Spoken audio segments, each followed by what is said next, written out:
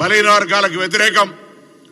మండల కమిషన్ వస్తే కమండలం పేరు మీద రిజర్వేషన్లు కనబడకుండా చేయాలనే ప్రయత్నం చేసినారు. తెలంగాణ భారతీయ జనతా పార్టీ అధ్యక్షుడు ఒక బలహీన వర్గాల బిడ్డ బండి సంజయ్ ఉంటే పీక్ టైంకి వచ్చేటప్పటికి కారణం లేకుండా తొలగించేసారు.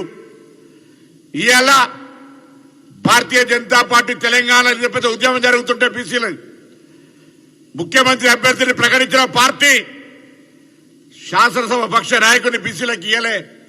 పాయల్ శంకర్ లాంటి సమర్థవంతమైనటువంటి బీజేపీ నాయకుడు ఉన్నా ఇవాళ మళ్ళీ అర్హత కలిగినటువంటి 4 పార్లమెంటు సభ్యులు అరవింద్ గారు, బండి సంజయ్ గారు, ఈటల రాజేందర్ గారు, ఆర్ కృష్ణయ్య గారితో సహా రాజాసింగ్ గారు ఇవాళ బలహీన వర్గాల బిడ్డ పార్టీ నిర్ణయం మీద గొంతెత్తితే ఆయన రాజీనామా కూడా పార్టీ నుంచి ఆమోదింపజేసినటువంటి పార్టీ. ఇవాళ అడుగుతా ఉన్న తెలంగాణలో భారతీయ జనతా పార్టీ తన స్వరూపాన్ని బలహీన వర్గాలకు వ్యతిరేకంగా చూపెట్టి ఉండొచ్చు. నేను బలహీన వర్గాలకు ఉన్నటువంటి బీజేపీలో ఉన్న నాయకత్వాన్ని కోరుతా ఉన్నా. నా మిత్రుడు విద్యార్థి నాయకుడు కాచం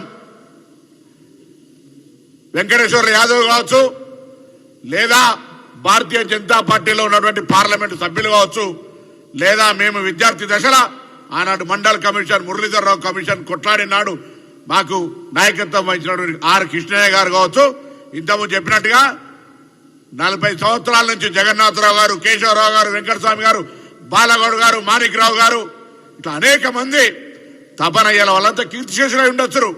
పెద్దలు ప్రత్యక్ష సాక్షిగా వారికి. అందుకే వయసు అందరికంటే పెద్దది.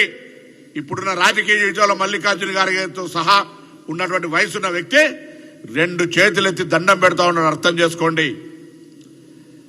ఇంత పెద్ద కార్యక్రమం జరుగుతూ ఉంటుంటే రాజకీయ పార్టీలో ఉండొచ్చు మీరు. మీ పార్టీ ఒక ఇంట్రెస్ట్ మేము కాదనం, కానీ దానికంటే పెద్దది ఇలా సమాజంలో ఉన్నటువంటి అట్టడుగు వర్గాలకు సంబంధించిన బలహీన వర్గాల అభివృద్ధికి స్థానిక సంస్థల ప్రజాప్రతినిధుల ద్వారా రేపు చట్టసభల్లో ప్రవేశించేటువంటి వేదిక. ఆ స్థానిక సంస్థల్లో నోటి కాడి కూడును చెడగొట్టద్దు.